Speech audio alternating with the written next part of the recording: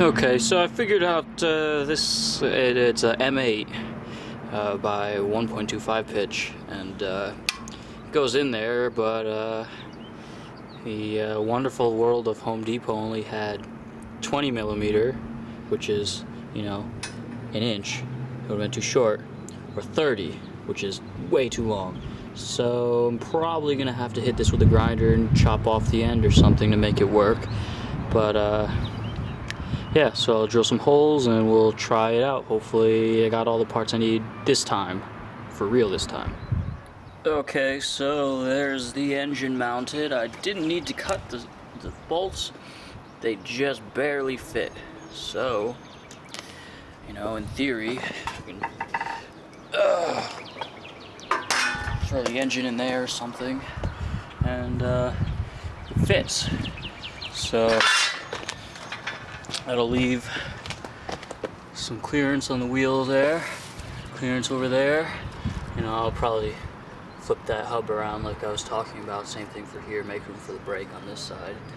You got clearances all around, and you got clearance in front and behind, there and behind. So it looks like that's probably where, for the most part, it's gonna sit.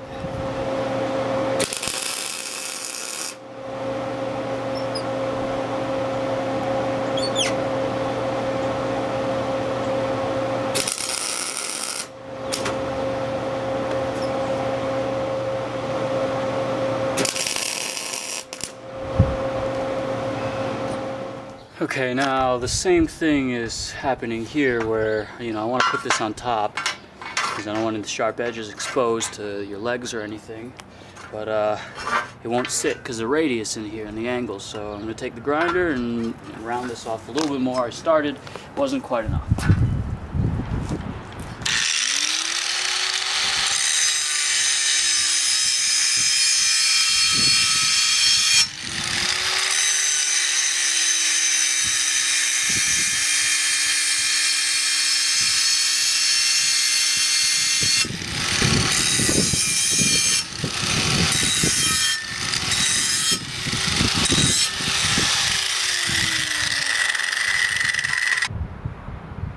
Alright, so I put the chair back on to get a look to try to figure out, how far this thing sticks out. And it's actually, if you see, it's maybe a couple inches out from the edge of the front of the chair, which I was hoping wouldn't happen, but that's where it needs to be in order for the wheel to fit, the front wheel, to not hit the engine there.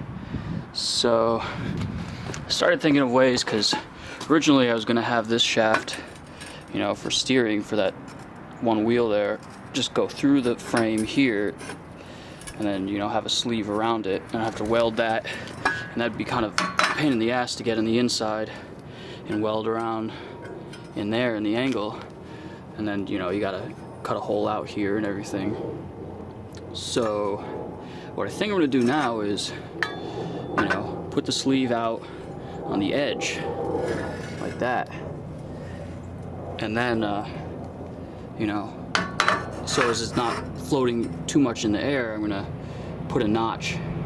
Right in the frame there, and then cut the entire length there. So then the sleeve kind of will sit inside there, and I'll just weld the entire thing all the way around that U-shape solid back again. And that should be just as strong as it is now, but way easier I think than going through there. So I'm gonna get started on that and see how that goes. Okay, so as you can see, I took a chunk out of here. It's kind of sloppy, but it doesn't really matter because when you weld it up, it'll fill in the little ridges here. I just, didn't have something to bore through there with a drill press or anything, so I just used an angle grinder, and I did a 90 in here, 45, came down, and I just kind of rounded it out. So it works really well. The sleeve fits in here, and a good trick that you can do is, I got this welding magnets, and they'll actually hold the sleeve in there, because you know, it has to be the right height for the wheels. So then you can just kind of pull up until it fits. You know, that's about where it's got to end up, right there. So.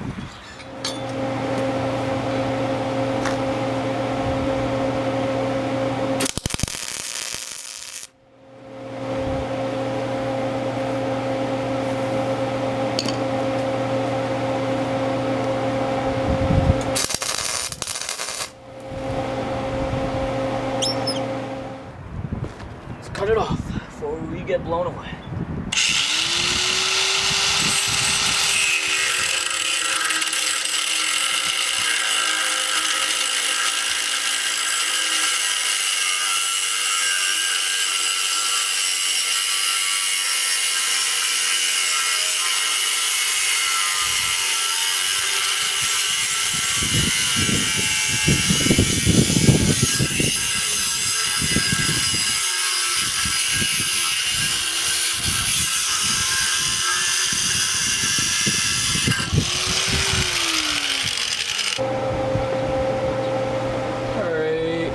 So I got this thing kind of lined up. I got 3 magnets to make sure it's as close to perpendicular or orthogonal or whatever you want to call it. And I'm going to attempt to tack it in there. So run out of light. This might be the last thing we get done today. But it's been a pretty good day. Freaking wind. Cannot weld in this wind.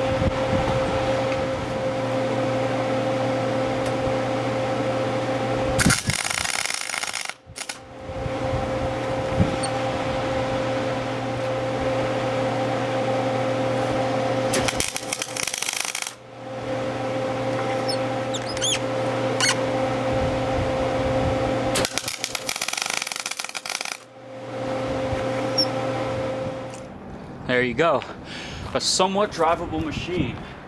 I think this is an excellent close to day one. And it steers and turns and moves and rolls and goes over bumps, so pretty impressed. I'm excited for tomorrow.